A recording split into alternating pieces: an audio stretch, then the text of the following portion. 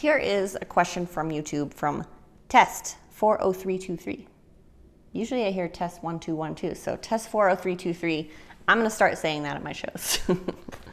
What artists are you sourcing? What are the issues with their current label contracts? Are they receptive to your proposals, open to high fidelity? Your approach to production?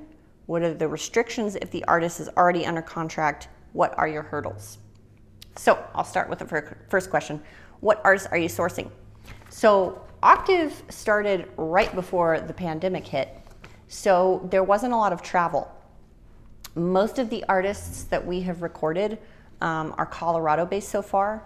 Zool Bailey is the outlier. I believe he lives in Texas, but he tours all the time, so I'm not sure where he actually lives. But the artists we've sourced so far were the artists that we actually had access to without having to ask them to travel in dangerous conditions. Now that we're starting to sort of see life get back to normal, I do think we'll be sourcing artists from outside of, our travel restricted kind of realm. So, I haven't yet run into issues with their current label contracts. So far everything has gone very smoothly. Some of the projects take a little longer than I would want them to take.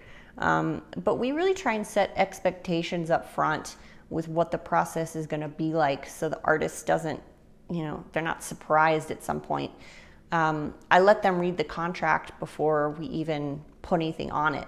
I just let them read the template and ask them to maybe show it to a lawyer or a music business professional that they trust, so that they've asked all their questions and we don't run into any issues. On are they receptive to your proposals and open to high fidelity? Every single artist we've talked to has been really excited about our workflow and the way we record in DSD. So I'd say very open. Before we ever start the process with an artist, I have them come in to PS Audio and I take them into the reference room and we sit and we listen to music.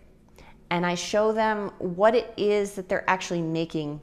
Most of these artists have already made albums of some kind, but they haven't made an album like this. We really want dynamic range within a song and within the album. We want to hear the space.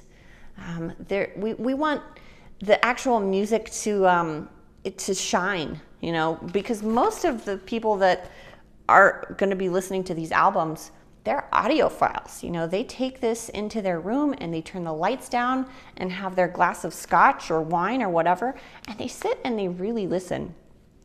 So I think for any artist, that's a huge selling point, that someone's actually going to sit and totally focus on the music that they made. So I would say our artists have been very receptive.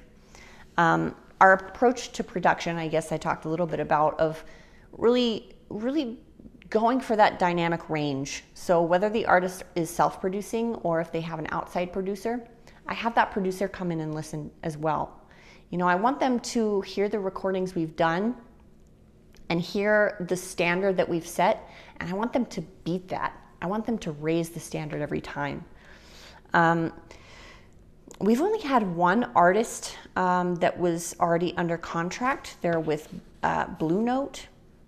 And, it was a very simple, just a waiver of saying, hey, this artist is playing a few songs on a jazz album we're doing. Can they do it? And they were pretty agreeable. So, the hurdles, I would say, probably come at the end of the project. When we get into the mixing process, just trying to get it just right. Usually, because we're working on an analog system right now, we usually have about a day per song, and there's no digital recall.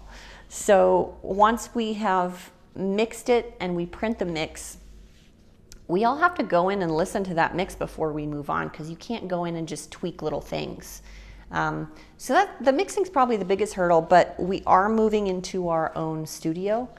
and we are switching up our gear and our workflow a little bit, and we should have a system that has recall. So that should take care of that hurdle. And then we'll have no problems, hopefully. So I hope that answered your question. That was a multifaceted question, lots of questions here. So thank you for writing, and I'll see you on YouTube.